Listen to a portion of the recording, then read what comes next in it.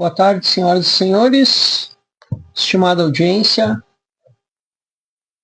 Agradeço a cada um de vocês que acompanha nosso trabalho, que nos incentiva na continuidade dessa pesquisa.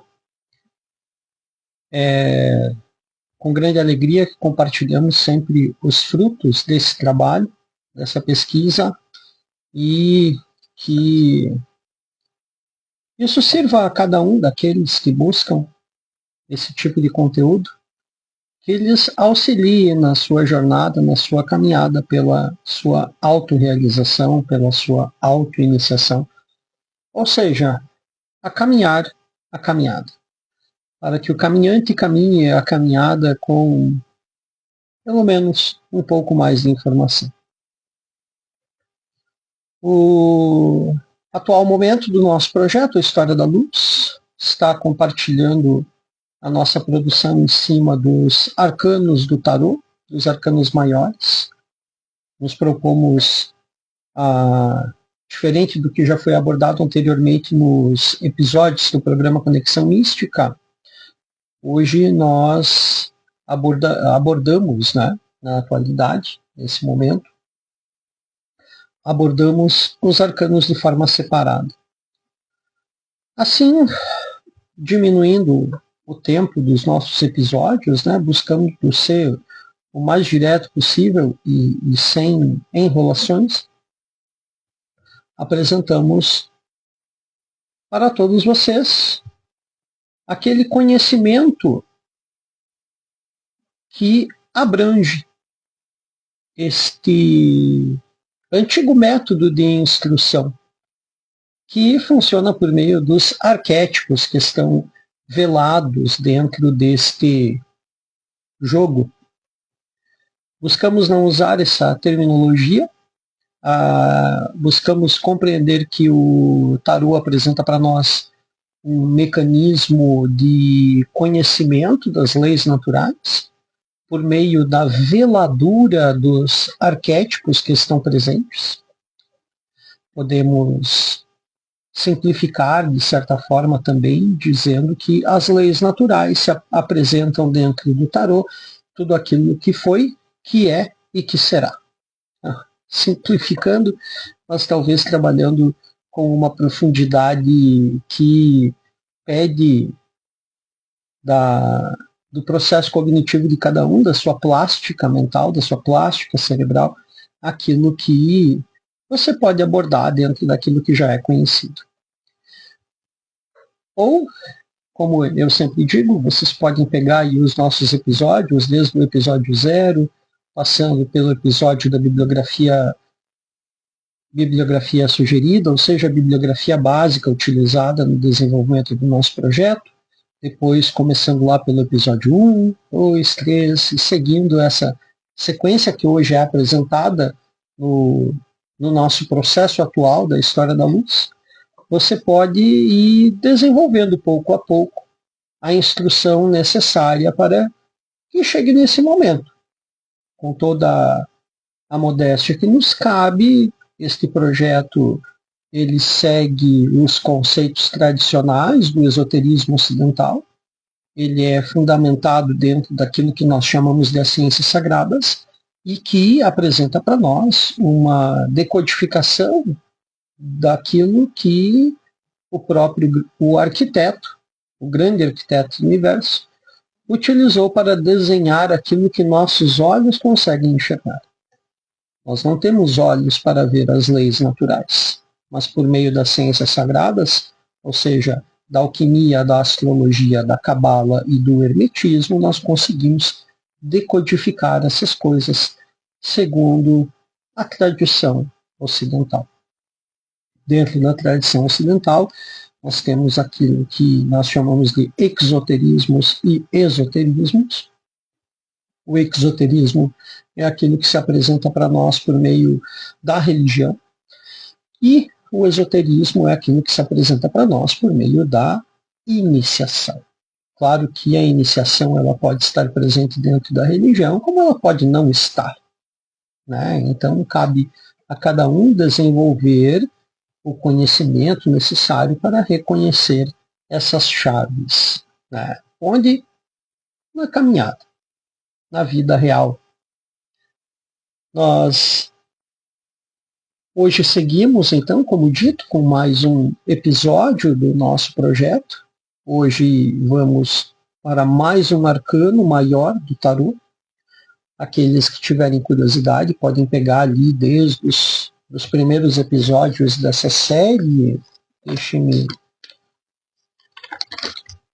conferir.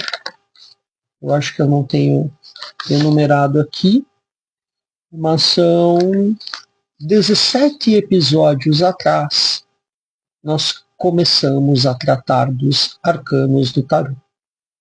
Hoje nós vamos para o arcano 14º, ou seja, o arcano 14, aquele que encerra o segundo setenário, a segunda setena de arcanos.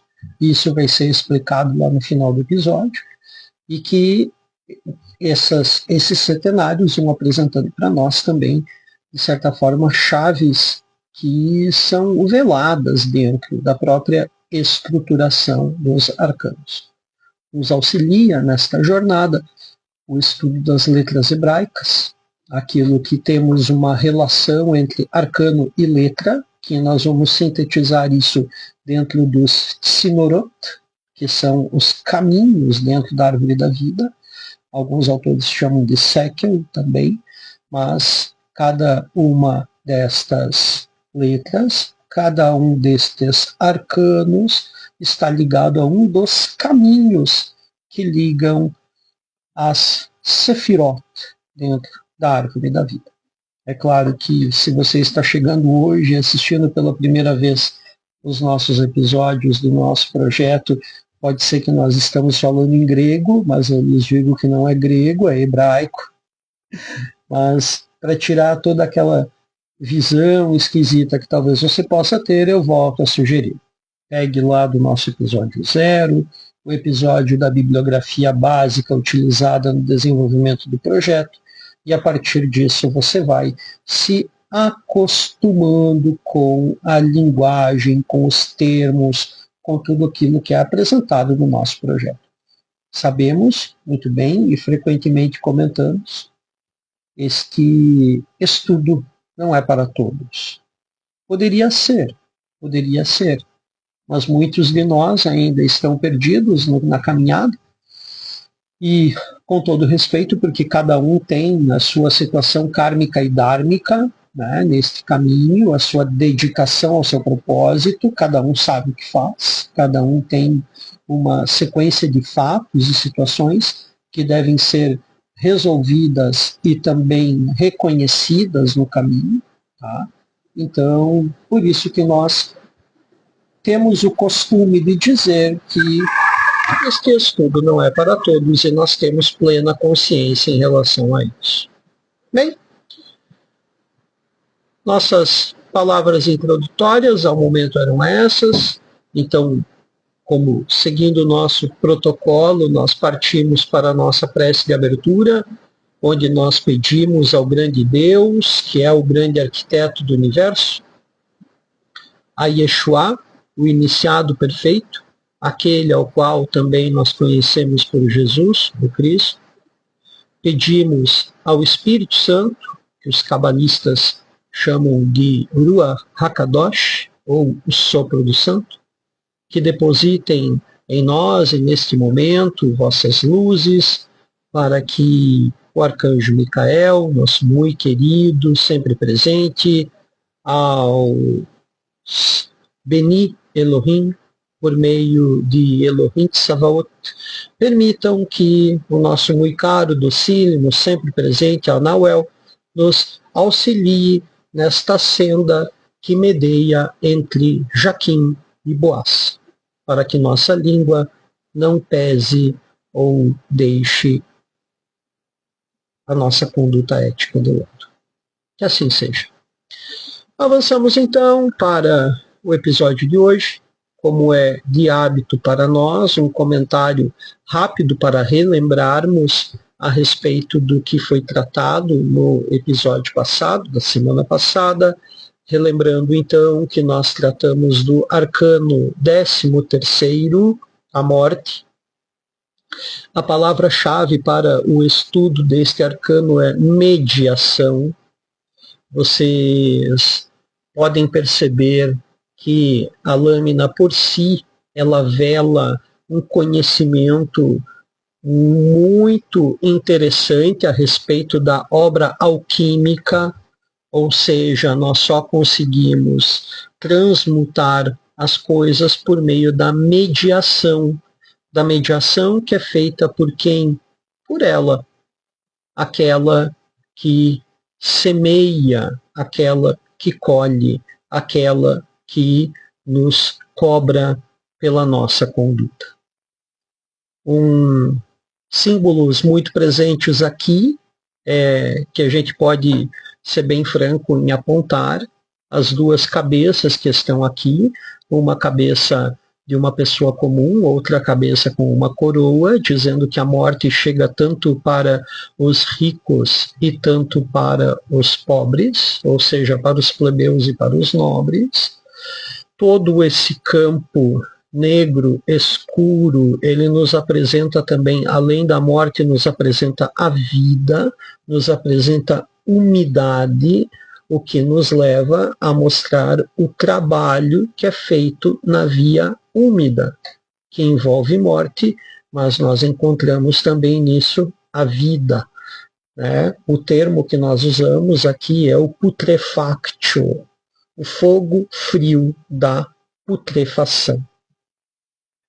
Ao avançarmos nessa via e fazendo referência à palavra-chave que nós utilizamos, que é a mediação, é por meio dela, da morte, da passagem, da transição, que nós encontraremos as possibilidades de um novo momento. Então é ela que faz a mediação para nós entre o processo que é necessário ser transmutado e que ela, com a sua mediação, auxilia na transmutação.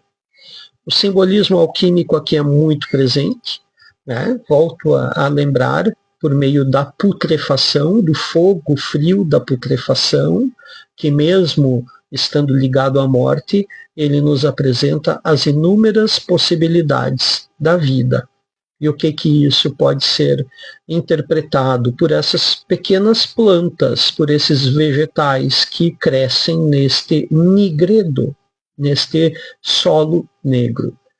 Os pedaços de corpos apresentam também, né, leituras bem específicas, que a gente pode inicialmente dizer que se trata da putrefação, se trata também da desligação, do desligamento dos nossos sentidos, para que possamos, por meio de sentidos mais internos, entendermos o processo da transmutação. Então, a transmutação dos metais vis em metais nobres, a transmutação dos vícios em virtudes, tudo isso pode ser interpretado aqui. Cada um de vocês, quando for se dar ao estudo, né, que nós vamos apresentar o nosso método de estudo sugerido lá após o último arcano ser apresentado, cada um de vocês, quando essa lâmina se deparar em suas meditações, pode entender que a última coisa que ela significa para você é a morte. Então, ela apresenta para nós símbolos muito vivos, principalmente da transmutação que precisa ser feita, e este é um dos arquétipos mais interessantes que a gente pode compreender dentro dos arcanos maiores, que são aqueles aos quais nós nos dedicamos de momento. A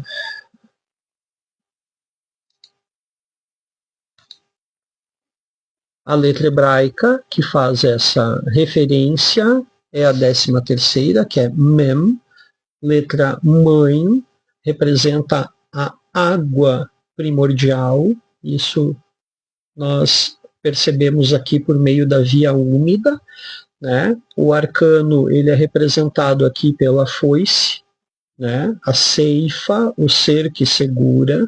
Voltando lá ao arcano, nós podemos, né? Já representei no último no nosso último episódio, aqui e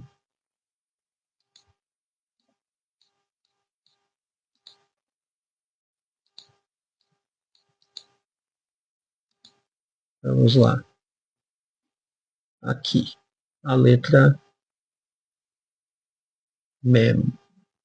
Claro que isso é um símbolo que está muito velado dentro do arcano. O caminho que se apresenta para nós é o caminho que faz referência à ligação entre Rized e Netza, um caminho que por si só ele tem, né, aqui inúmeras ligações. Podem ver aqui já apresenta água, porque Mem é a letra mãe que está ligada à água primordial, mas a mediação que é feita entre a lei e a vitória. Aquilo que está entre a lei e a vitória precisa ser mediada pelas emoções, podemos apresentar muito bem, mediada por uma transmutação necessária. Aqui então temos a nossa retomada a respeito do arcano passado. Para o arcano de hoje, então, avançamos. O 14º, a temperança. Este arcano, ele talvez é um dos mais interessantes para nós estudarmos, pois a imagem frontal da temperança nos apresenta um anjo com os cabelos unidos por uma delicada flor. Transfere água de uma jarra para a outra com uma destreza, com uma habilidade única. Podemos também entender aqui algo que será comentado no avançar do episódio, do nosso estudo, parece algo que supera as leis deste mundo natural. E, realmente, nós temos algo aqui que supera aquilo que está presente neste mundo. Com uma atenção bem focada, este anjo traz para a nossa compreensão as relações existentes entre inúmeras situações. Muitas coisas podem estar aqui em ambos os jarros, em ambas as taças. Alguns arcanos apresentam taças, mas habitualmente são os jarros que se apresentam aqui. Aqui é necessário que nos transportemos, seria mais eficaz para nós que transportemos nosso foco ao princípio das relações que existem entre os céus e a terra. E aqui a gente pode nos preparar para possibilidades de evolução ou também inúmeros problemas que nós podemos buscar diagnosticar por meio deste arcano e do arquétipo presente nele. Começa que o arquétipo já é supra-humano, né? Ele já está, de certa forma, além do humano. Claro que a gente pode fazer uma relação, lembrando sempre que focamos na tradição martinista, e lembrando que nós estamos aqui, mas a realidade do ser humano é arcangélica. Então os anjos, eles estão no mundo para nos auxiliar. Por quê? Saint-Martin nos apresenta isso muito bem em relação à sua teoria angélica, que o anjo ele encontra o divino por meio do polimento do nosso espelho interior. É por esse espelho interior, ou seja, nós e nossas virtudes, que os anjos poderão ver a face do divino. Tá? Então é algo bem interessante de ser avaliado. Isso está em um livro que não existe na língua portuguesa, de Jean-Marc Vivenza, que ele lutou de Saint-Martin e os Anjos, onde ele faz um estudo belíssimo a respeito de como Saint-Martin encara a hierarquia angélica, né? Como a gente pode encontrar a hierarquia angélica dentro da obra de Saint-Martin, e uma dessas frases que Saint-Martin nos apresenta é essa. Nós nos deparamos. Os anjos estão aqui para nos ajudar. Por quê? Porque é apenas por nós que os anjos podem ter contato com o divino, com o nosso polimento, o nosso coração retificado.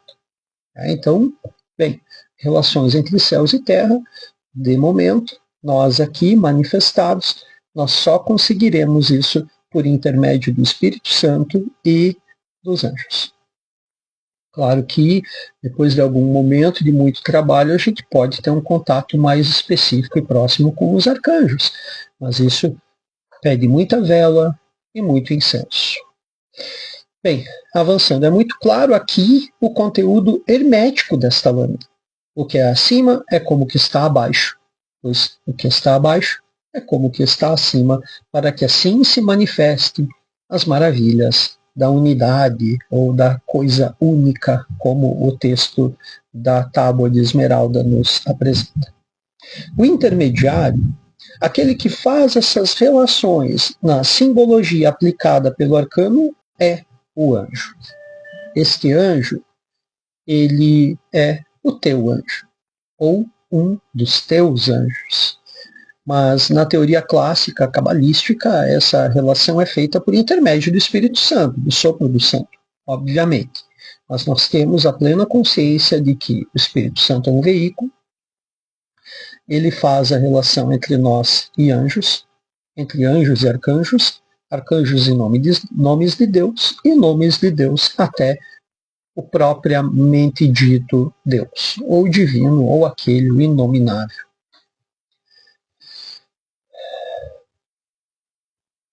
Vincular este princípio com as figuras angélicas é a personificação no nosso imaginário dos intermediários das relações existentes entre os céus e a terra. Então nós precisamos, inicialmente, lembrar que quem faz a relação entre nós e os anjos é o Espírito Santo. O Espírito Santo ele estará sempre mais próximo de nós, o quanto mais polidos nós estivermos. Mas é importante lembrarmos que o Espírito Santo não faz morada definitiva em ninguém. Ele é passageiro, ele é um veículo. Ele tem a sua casa, tem o seu quarto, ou seja, Eckhart Rosen fala para nós, no seu fantástico livro A Nuvem sobre o Santuário, sobre o sensorium. O sensorium é um órgão que nós temos, localizado próximo ao coração, e por meio do nosso trabalho interior, esse sensorium se abre e o Espírito Santo sente que ele é ali bem-vindo. Mas ele entra e sai com total liberdade. Ninguém consegue prendê-lo. Este fogo indomável, que a gente vai futuramente interpretar ele por meio da letra Shin, o fogo primordial, vamos interpretar ele por meio de Iona, ou a pomba, né? Tem muitos símbolos aqui presentes. Voltando agora para uma leitura subjetiva do nosso arcano, La Tempérance, a temperança, o arcano nos apresenta a suavidade da figura angélica. A flor no coronário e as asas buscam transmitir essa suavidade. Com muita tranquilidade, ela passa a água ou os fluidos etéricos de um vaso para o outro. Como se não houvesse, nós não temos como identificar qual é o vaso que recebe e qual é o vaso que doa. Quem dá e quem recebe. Nós não conseguimos entender. O sabemos, pois estamos ligados aqui a um plano onde existe a lei da gravidade, mas se nós estivéssemos num outro plano, qual é o vaso que dá e qual é o vaso que recebe? Então aqui nós temos a palavra-chave agora desse arcano, que são as relações, as relatividades, as situações que se relacionam entre si. Lá no início falamos entre os céus e a terra. Podemos dizer que são as situações que estão relacionadas a cada um dos planos, aquilo que é relativo a cada um dos mundos. Mundo da manifestação, mundo da formação, mundo da criação, mundo da origem, mundo ideal, numênico, né, que é o oposto do mundo fenomênico. Então tem muita coisa aqui para a gente imaginar quando pensa em relações. Em outro arcano nós já falamos, se eu não me engano, foi no carro, sobre o dossel que está acima do vencedor ou vitorioso, aquele que busca, né, a superação dos 4 elementos, lembrando que ele é um representante divino que está aqui lutando por nós. Aquele dossel apresenta para nós inúmeras camadas. Ele tem os seus 4 braços, seus 4 pilares, as suas 4 colunetas. Esse dossel apresenta para nós uma relação que foi feita entre os planos superiores. E essa relação ela vai descendo conforme é necessária. Como pode ser que ela chega aqui para nós e ela, por meio do nosso livre-arbítrio, nós não damos sequência a ela. Então, esses fluidos que estão entre um vaso e outro apresentam para nós as relações que existem entre os mundos, entre todas as situações que nos envolvem e envolvem também os outros. O sabemos, vamos ver aqui, sabemos aqui neste nosso plano o vaso que doa e o vaso que recebe com o olhar físico e material. Então, se fosse em outro plano, ambos possuem a relação de doador e receptor. Aqui estão as relações, aqui estão as relatividades. O que acontece no aqui e agora, resumidamente, o que eu acabo de citar para vocês, o que acontece no aqui e agora, no mundo da manifestação, aqui no mundo da causa ativa, presente, física e material, isso tudo já aconteceu nos mundos mais sutis, ou seja, formação, criação e origem, mundo da ideia, isso tudo já aconteceu há algum tempo atrás. Então, chegou no mundo físico e material, aqui é a parte terminal de qualquer ação.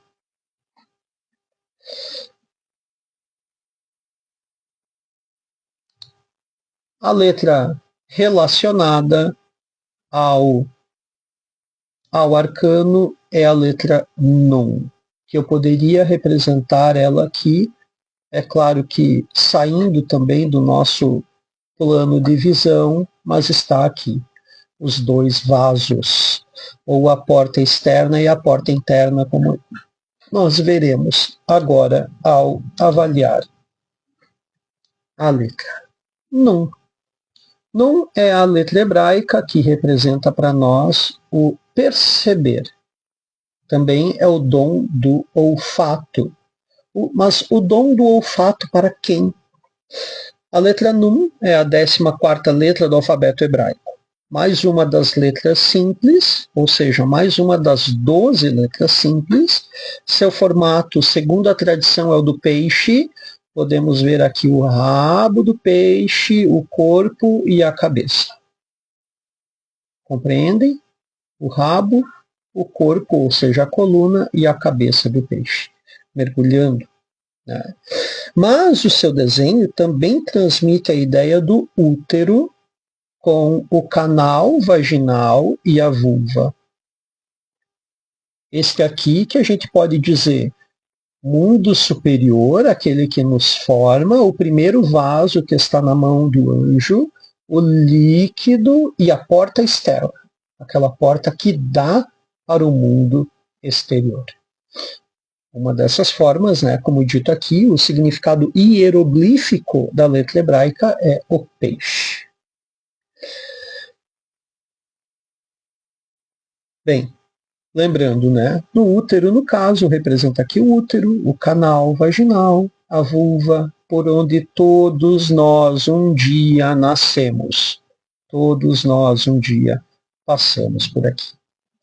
Por ser uma letra simples, ela possui em si o dom do perceber, ou do olfato, que está muito ligado à percepção, né? Que é o dom natal dos nativos de Escorpião. Por si só, nós lembramos que isso tudo está ligado também à umidade, está ligado ao elemento água, e o elemento ligado ao signo zodiacal de Escorpião é a água. Elifas Levi, no seu Dogma e Ritual, na introdução do seu Dogma e Ritual, nos diz que Num fala sabiamente sobre todas as coisas, sem preparo ou sem estudo. Em relação aos caminhos, nós temos aqui o caminho que vai de Netza até Rod. Então, as relatividades, as relações que ocorrem entre a vitória e a glória. Podemos aqui, ele passa de uma coluna para outra com total naturalidade. Essa aqui, quando a gente faz relação da árvore da vida com o corpo humano, essas duas sefirot, elas estão localizadas exatamente nas suprarrenais. Aquilo que mexe, né, com o nosso ser, mexe com as emoções. Bem,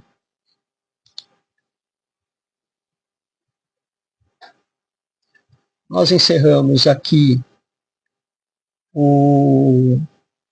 a segunda setena, o segundo setenário, que encerra dentro deste setenário aquilo que nós chamamos de os 7 poderes maiores do mal. Essa é uma definição muito antiga que está presente dentro do tarô, algo que claro, porque alguns martinistas talvez nunca pensaram na relação que existe entre o tarô e aquilo que se estuda dentro da programática dos martinistas, mas, bem, existem obras que fazem relação de martinistas notáveis do passado, e às vezes a gente tem que também ter um olhar muito mais amplo quando nós falamos de uma tradição tão séria que nos apresenta hoje um legado dessas pessoas de grande importância do passado. Agradeço a cada um de vocês que participou, que está nos assistindo agora, seja no Instagram, seja no YouTube, seja no archive.org. Agradeço a cada um de vocês sempre por vossas energias. Isso recicla, auxilia o nosso entusiasmo. Um especial abraço aos nossos incentivadores, na figura do nosso irmão Júlio Tosi, que tem o seu estúdio de arquitetura, especializado em maquetes eletrônicas, trabalho notabilíssimo, recomendo a todos que procurem ele no Instagram, no Artax, @Artax, seu estúdio ArtaxVis, mas vocês encontram ele no @Artax, eu vou colocar ele tanto no vídeo do Instagram quanto no vídeo do YouTube. Agradeço ao irmão Júlio por ter nos auxiliado com uma parte do equipamento aqui que nós utilizamos nas transmissões. Um grande agradecimento ao nosso irmão mais velho de caminhada, nosso mestre, nosso instrutor na Real Escola de Cabala Cristã, Nelson Real Júnior. Vocês o encontram no YouTube, @Real-ECC, Real Escola de Cabala Cristã.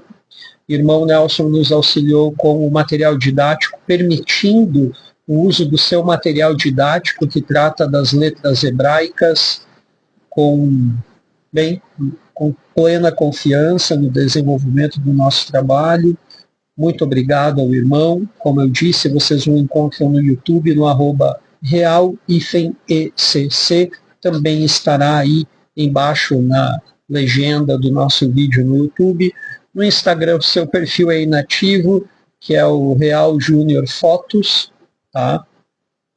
Um agradecimento, gostaria de colocar ele aqui nos nossos incentivadores, nosso querido irmão Marcelo Kostuchenko, irmão antigo de caminhada, vocês encontram ele no @Kostuchenko Afiacão e Manutencão, ou Kostuchenko Afiação e manutenção de materiais para pet shop, afiação de lâminas para todo tipo de trabalho, especializado no assunto, um dos melhores, reconhecidamente um dos melhores, e ao nosso querido Frater Leonardo Dávila, da Tetra de Edições. Vocês encontram ele no Instagram, no @Tetra de Edicoins, né? Também estará listado aqui embaixo. Está aí com o seu trabalho no mundo editorial no momento. Um irmão, um fráter aí, que versatilíssimo, especialista na tradução do latim, apresenta para nós a obra do Geber, da Maestria da Pedra Filosofal, uma obra bilíngue fantástica. Recomendamos que adquiram, edição limitada, uma edição primorosa. Realmente, ao tocar essa obra, vocês percebem que a edição é primorosa. Vocês o encontram então no @Tetra de Edicoins. Também estará listado aqui, como eu disse. E por fim, um grande abraço, um grande agradecimento a todos os nossos irmãos da Societas Incógnita pelo seu sempre presente apoio metafísico. Estes são um hashtag nas nossas marcações, mas são irmãos que são muito ativos, estão sempre presentes na caminhada. Agradeço então a cada um, muito obrigado, fiquemos todos no bem, até logo.